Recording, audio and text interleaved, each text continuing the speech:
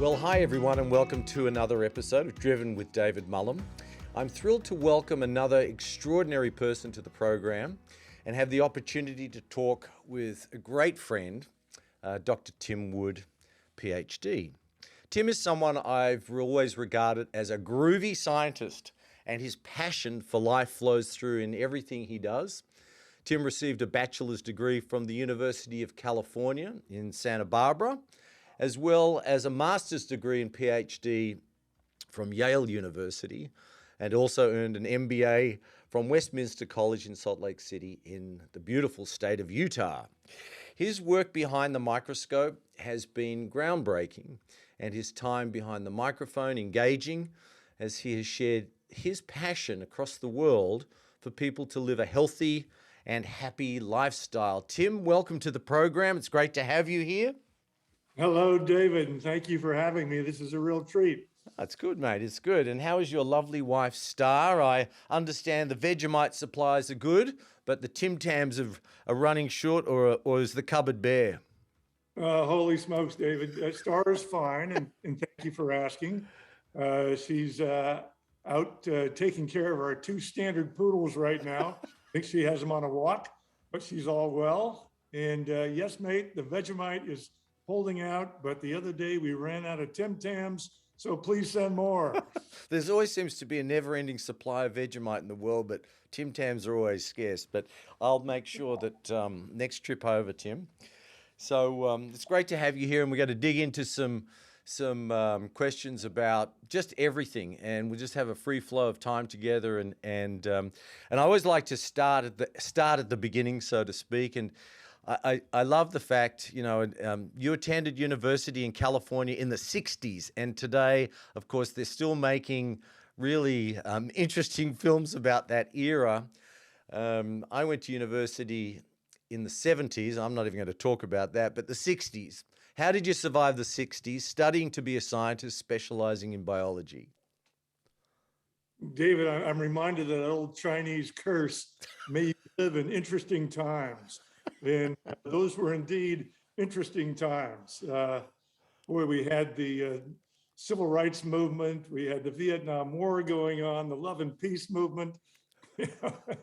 I did my best to stay out of trouble, and it wasn't too hard. I was a pretty dedicated student in those days, so I spent a lot of time in class and in the libraries, and also had a job working in a laboratory there. So all that helped me keep out of trouble. Oh, that's good. Well, I think you've stayed out of trouble, according to Star. You have anyway, since then. But I'm really interested about your drive for exploration and discovery. When did your drive for exploration and discovery lead you into your life's work, and really who was a key influence back then when you were doing those formative years in university and study? Well, certainly, prior to that, it was my parents that really got me interested in biology. We did a lot of camping. We did a lot of stuff outdoors when I was a kid.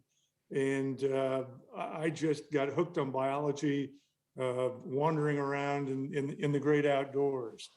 Once I had got to university, I had really two mentors that really got me excited about the field. The first was a woman that I worked for at UC Santa Barbara. She studied algae, and I was able to work in her lab. Gifted scientist, but I tell you what really got me going with her, she drove a Corvette in a house on the cliffs overlooking the beaches, and I wanted to be just like her. So that was a real draw into the field of biology. This is the Corvette. Have you ever owned a Corvette? I've never owned a Corvette, but maybe my time is coming. Oh my goodness. Once I got to Yale, my major professor there, a man by the name of Herb Borman, was a very strong mentor for me. He was an ecosystems ecologist, and he was a real systems thinker. He approached every problem holistically, thinking of all the influences and forces and factors that might apply to solving a given problem or dealing with a given situation. And that rubbed off on me. It was a really valuable lesson in how to tackle problems from a holistic perspective. Yeah, well, thank you. Of course, a dominant influence in your career and life was and still is, I'm sure, Dr. Myron Wentz. Absolutely. Who in addition to a life's work in cellular health, commerce, an incredible philanthropist, founded USANA, today a 30-year-old company. And when you joined the company, I think the company was about 4 years old. Is that right? In 1996. So I'm interested about cellular nutrition back then. Was it in style or was it a controversial space to be working in? Well, it certainly wasn't in style. From my perspective, it was largely overlooked. Right. Nutrition in those days was all about the RDAs, the recommended daily allowances. And these were the standards set by the government, the sort of minimal amounts of nutrients that you needed to be consuming every day to avoid nutrient deficiency diseases like scurvy and rickets, Right. which is vitamin D deficiency, and pellagra, which is a vitamin B deficiency. And nutrition in those days was so focused on avoiding these acute nutrient deficiency diseases, it was not looking at optimal nutrition. And Dr. Wentz, who was focused on cellular nutrition, really put the spotlight on the optimal levels of these vitamins, minerals, and the antioxidants that we needed to consume every day to stay healthy lifelong. Yeah. That was the real breakthrough and the real difference in my mind about his approach. Adequate ain't good enough. We got to shoot for optimal. Yeah. And I'm curious to know what's been the biggest change since then, in those early days, over 25 years ago, both in terms of products in the marketplace, because there seems to, in that time, certainly in the last 5 or 6 years, just the plethora of products in the marketplace, but also the marketplace itself, the shift in acceptance, I guess, around the world. Yeah. Well, over the past almost 30 years now, since USANA was founded, research into the role of vitamins, minerals, and antioxidants in human health has proceeded and accelerated, for that matter. And so the amount of science now behind the roles of these nutrients in keeping us all healthy is magnified, at least tenfold, if not 100-fold. And slowly but gradually, and all this research is getting incorporated into the design of nutritional supplements, certainly. So I think we've seen advances in the quality of these supplements provided. Yeah. Big. Overall, in terms of acceptance, I think there's been advance there as well. I know 25 years ago when I started at USANA, it was hard to get a healthcare professional to listen to the argument that people ought to be taking supplements to complement a healthy diet and improve their nutrition. And today, many of them are recommending it. Yeah. If you paid attention, I don't know in Australia, but in the United States, we had strong recommendations during the COVID pandemic. Yeah. To up on both vitamin D and vitamin C. Yeah, I think that there was a global shift there, certainly during the height of the pandemic. If nothing else, there's certainly an awareness, an opportunity there. Yeah, and I know I was flabbergasted a couple of months ago. I went to see a cardiologist, and in the course of our conversation, he recommended that I take magnesium. I almost fell out of my chair. Here was a mainstream cardiologist. Yeah. recommending that I take magnesium. I mean, Dr. Wentz had been recommending that for 30 years. And it was just great to see it going mainstream. Oh, that's great. Let's talk about Dr. Wentz for a minute, because many of the audience, of course, know him, and many of the audience have worked with him and worked around the USANA space. But there's many people watching today who are just being introduced to Dr. Wentz. In our discussion, you worked side by side with him for a long time. You're kind of like you're his right hand man, and together you created some pretty groundbreaking products. What was he like to work with? Are you similar? Were you sort of side by side with the microscopes and look up and agree on everything? Well, David, no, in one word, I'll say, to begin with, that it was an incredibly exciting time for me, those early days with Dr. Wentz. On the one hand, this man had an incredibly laser-focused vision about what he wanted to accomplish, and a very strong mission proposed for USANA to develop the highest quality science-based nutritional products on the planet. And working within the confines of that vision and that mission were incredibly exciting. At the same time, we were virtually a startup company at that time. We'd been around for 4 years. We only had a handful of products on our shelves. And so it was a real job to fill out our product line to sort of address the full range of health issues that our customers were looking to attend to. Yeah. If Dr. Wentz and I much alike, both scientists, but pretty different people when it came to, how we approached our science. I will tell you that I think I was born with two left brains, 100% driven by logic. I'm one of these people who says if A equals B and B equals C, then A must equal C. And that's kind of my comfort zone when it comes to thinking. Dr. Wentz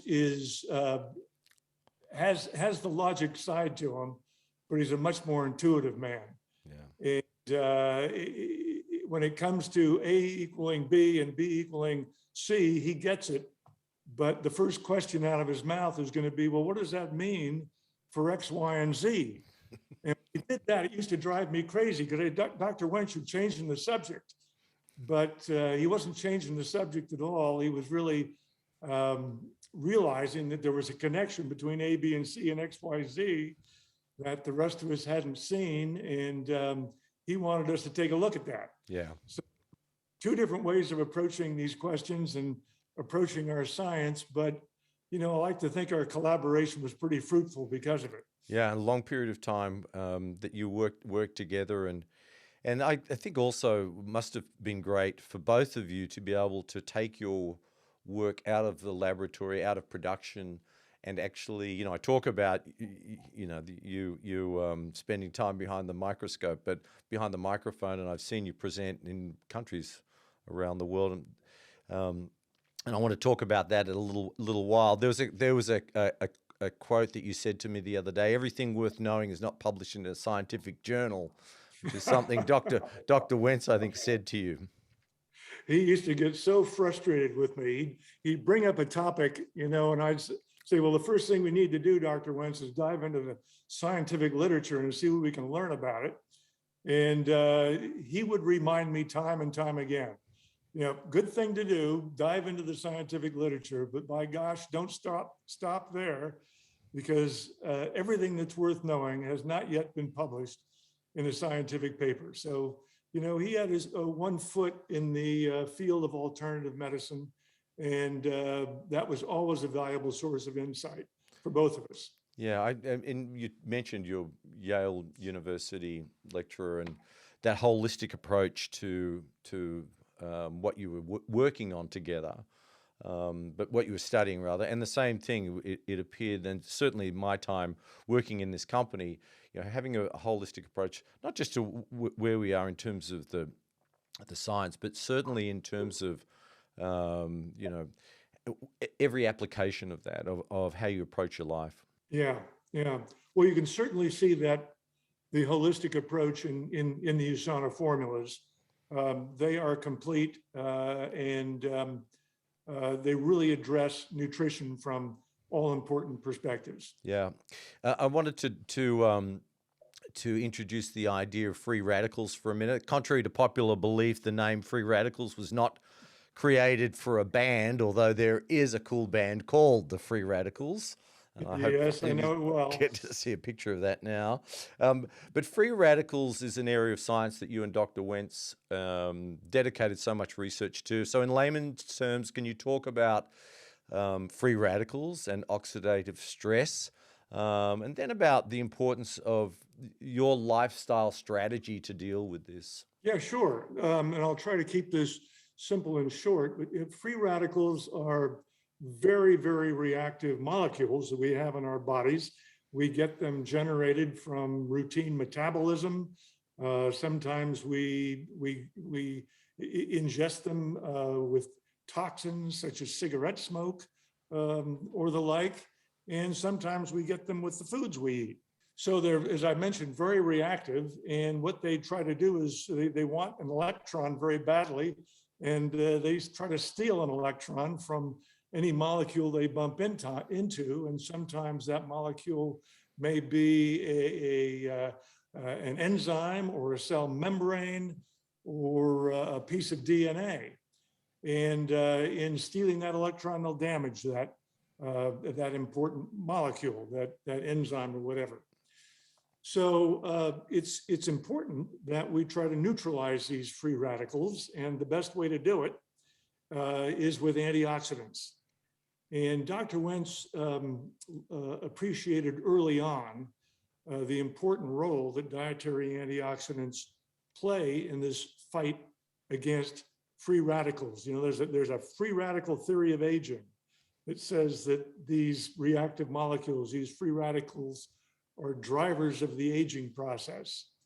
And again, the most important way we can combat them these days is, on the one hand, avoid them by avoiding things like cigarette smoke and other toxic pollutants in the environment, but also in our diets to consume broad ranges and optimal levels of dietary antioxidants. Now, these are nutrients like vitamin C and vitamin E. Those are two that we have heard of often, but there are many, many, many others that we get from the foods, principally fruits and vegetables that we eat, flavonoids, carotenoids, and the like. So our job at USANA really was to incorporate as many of these antioxidants into our products as possible. One of our lessons that we learned early on is that there are a broad range of free radicals, and they exist throughout the body in different tissues of the body. And so we need a broad range of antioxidants to tackle all those different kinds of free radicals and to get to all the different places in the body to work their magic. That's great, Tim. Thank you. We've talked about your last job before you retired. So let's go back. Let's go back again. This is kind of out of left field. What was your first job? Oh, gosh, David, my first real job I had during high school in the afternoons at a grocery store.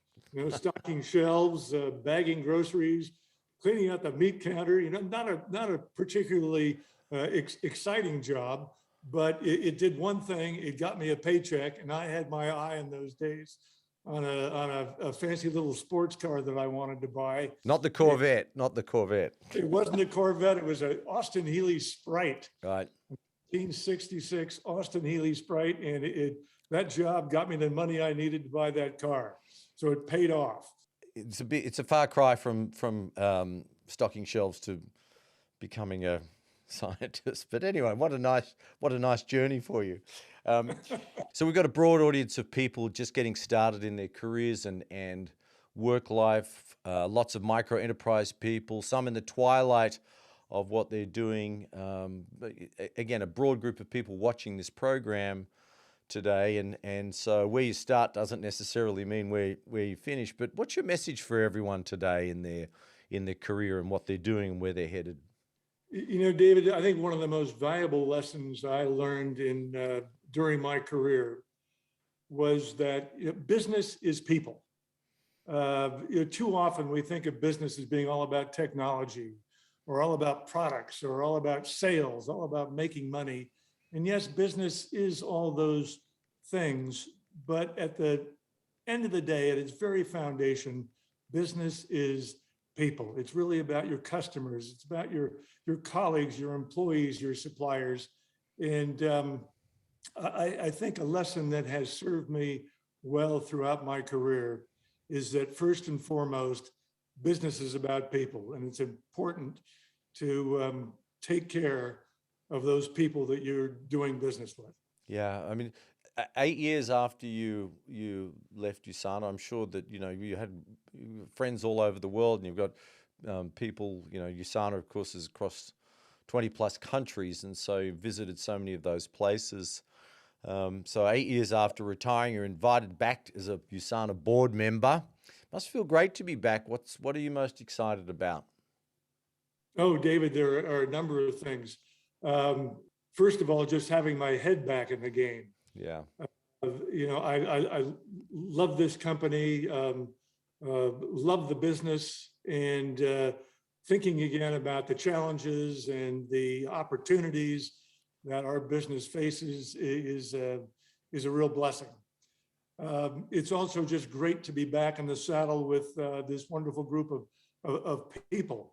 One of the things that knocked me out of my chair when I walked back in the door at USANA a couple of years ago was the fact that most of the people that I saw were people that had been there 10 years earlier when I was there as a full-time employee. And not only was I welcomed back with a lot of hugs, but just great to see them all there and appreciate the fact that USANA has such great retention. Yeah, I mean, there's some. We were talking the other day. Of course, there are a number of people, and some people sort of criticize themselves or feel, I've stayed at a company for 20 years, or in our case, many that have worked since day one, and have started, packing shelves, and now are in positions.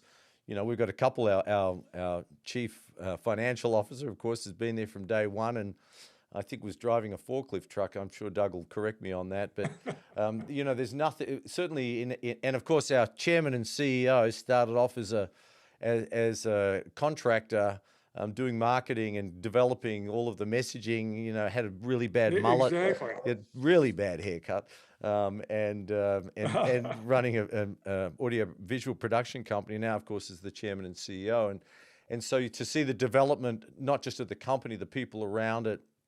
Again, it comes down to that opportunity, the holistic approach to the company that we've been involved in. Yeah, it couldn't be more true. And it doesn't stop with our CFO and our CEO. They're just, scores and scores and scores of people who are still there, who've come up through the ranks in the company and are now leading the drive to move the company forward. It's just wonderful. And what excites you about in terms of, I mean, this is a big focus for you as a board member, and I mean, you have a bigger view than just the company, but there's certainly some product areas that you're very passionate about. You see great opportunity to really influence health in parts of the world in the near future. What are you excited about from a product perspective? Well, there are two groups of products that we've been working on for the last several years and are now coming out, and that I'm very excited about. One of the products, one of those groups of products are those that deal with the microbiome. This was it wasn't a brand new field of science 10 years ago, but it certainly has grown by leaps and bounds over the last decade.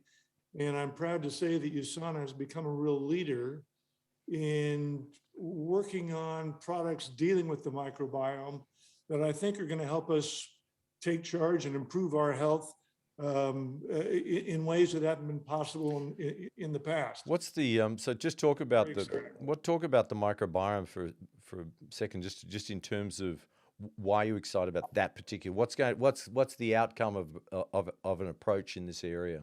Well, you know, we used to focus in almost entirely with respect to the microbiome on the gut. And yes, there are important products, probiotics and so forth, that can help improve digestion. But we're learning more and more about, for example, the role of probiotics and the microbiome and postbiotics in skin health, for example, and the role they can play there. So we can look forward in the future, perhaps, to products in our skincare line that take a microbiome approach. That's just one example, but a very exciting one. Yeah. And what was the second group that you were talking about? Sorry, I interrupted you there. Second group, uh, mood products and the role that nutritional products and related products can play in anxiety and stress. You know, one of the great overlooked factors in health is stress. And I think USANA has made some real inroads over the past few years in developing products that deal directly with anxiety and stress. Some of them are based on magnesium, others on aromatherapy, which is a very interesting area, and others on botanicals that help address stress issues. So I'm very excited about those. When we met all those years ago, 2009, I think, and I was just joined the company. I think I've been there for 2 days. You're one of the first people I was fortunate enough to meet, and I asked you broadly. It wasn't necessarily related to anything, but I was just saying, you know, what's your advice for someone just getting started in the company and becoming a part of the USANA journey and you held up one of these health packs and said to me, just take this every day for the rest of your life, which I've been doing, by the way. I've taken your advice. I want to talk about that for a second. Oh boy, every day for life, David, every day for life. Don't get me started. This is one of those answers where you're going to have to cut me off. But you know, it all boils down to lifestyle, my friend. Yeah. The key to a healthy and long life is adopting a healthy lifestyle. And lifestyle is about, you know, healthy habits every day for the rest of your life. You take healthy eating, for example. Of course, it's not something you do for a few months and then say, okay, got that out of the way, I'm good to go for the rest of my life. Not good enough. Nor is it something you do, you know, once or twice a month.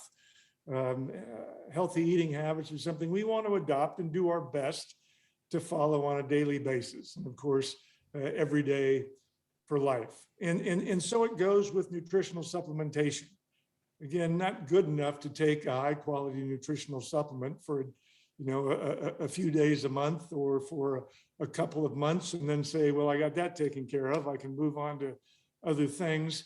You know, our products are really designed to be taken every day for life. And I'm just a big proponent of that. I think that's an important message to get out there to everyone.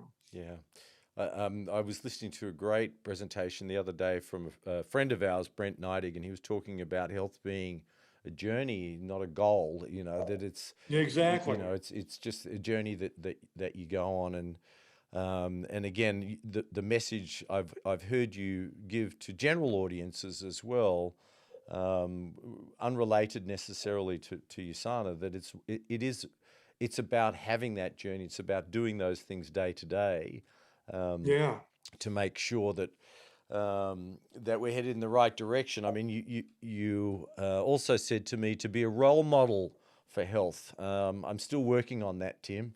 I still try to get to be that role model. But you You have a great saying that health is contagious. It is. It's absolutely contagious. There's wonderful research that's been done on the importance of social networks in transmitting both good and bad lifestyle habits through communities. We know that people who hang around other people who are maintaining a healthy weight, for example, tend to maintain a healthy weight. And people who hang out with others who are exercising tend to exercise more. And I think it's important for all of us to understand that if our health is important to us and that we are following a healthy lifestyle, that just by doing that, we are role models for so many people around us. So many people around us who are going to watch us and say, that guy looks pretty good. And I see he's exercising on a regular basis. Maybe I ought to be doing the same. And, in that context, I'm a real believer that health is contagious and every bit as contagious as the common cold or the flu or whatever. Yeah. We've got just a couple more minutes left together. And so I wanted to wrap up. And you and I have talked about this on the side of all of this conversation that we've had prior to today. But what's your greatest fear for the world? I know you have a strong view around this. Let me put it another way. What's your greatest hope for the world, both in terms of, I guess, from a people perspective and then from a natural perspective as well, nature perspective? Well, to your second point, I'm very concerned right now about the health of the planet, about the issues we face with climate change, I think the challenges are enormous. The gauntlet is down, and we've got a very clear mandate in my mind to really change the energy infrastructure of the planet in the next generation. It's an enormous challenge. Sometimes I get depressed about it, thinking it's too big and things are moving way too slowly. But on the other hand, I see enormous strides being made and being made pretty darn quickly when you put things into perspective. When General Motors announces that all its cars by whatever it is, 2030 or 2035 are going to be electric, I go, wow, somebody's listening, somebody's paying attention. And in a similar vein, I see a number of important, what I consider to be environmental philosophers coming into the mainstream. In our culture, we have strong philosophies of the mind. I think, therefore I am. Strong philosophies that have to do with civic virtue. We've got the golden rule and so forth. We haven't, in my mind, as strong a philosophy, at least as functional a philosophy, when it comes to our place in nature and our place on the planet. And I am seeing today a number of what I consider to be ecological philosophers stepping forward and getting their messages out. One is Paul Hawken, another Paul Pullman, former CEO of Unilever, who on the business side is transforming a company into being very socially responsible and ecologically conscious. So with these people out there driving the issues forward and developing what I think are viable new ways of approaching our role in nature and our role on the planet, I'm as optimistic as ever. Good. Well, and thank you so much for sharing that view. And I also wanted to ask. I'm going to put you on the spot a little bit because, I have 6 children and 2 grandchildren. My kids are aged from 18 to 38. And so I always ask my guests what advice you have for them broadly. I mean, it can be in any direction. The health message would be good. But anything that you want to give my children, because I think they're a fair representation of a lot of different groups around the world that are listening today, and as you say, they are the next generation. They are the generation that's going to be responsible for so much change in the world. Well, I think an important piece of advice that has certainly worked for me is to live a life of purpose. Really focus in on what's important to you in life and make that the foundation of your purpose for your work, for your connections with other people, and dedicate yourself to living that life of purpose. I've found it rewarding. I've been very lucky in my career, David, in being able to turn every job I've had, every assignment I've been given, into one that will satisfy my purpose in life. And I would encourage others to do the same. Thank you, Tim. I'm sure all of my children are listening right now, paying attention. I hope so. They are. Tim, it's just been wonderful to be with you. And again, I feel that as a company and as a group of people, and certainly personally, that we're just blessed to have you as part of our board of directors, and to be such a strong influence, not just within our company, but across so many different groups of people, so many different countries, and the message of health and well-being and happiness, and that sense of purpose. And so, again, thanks for joining us, Tim, and I'll look forward to seeing you sometime in the near future with a box of Tim Tams. I promise to deliver on that. David, you're a saint. Thank you so much. It's a pleasure to be with you today. Okay, say hi to Star for me. Look forward to our next meeting. Thank you. Cheers, mate. Well, there you go. The wonderful Dr. Tim Wood. Just some great messages in there that, again, not just for you personally, but for people in your family and your friends and your community, and a lot for us to take action on. And I look forward to seeing you on our next episode of Driven, coming to you very soon. Cheers.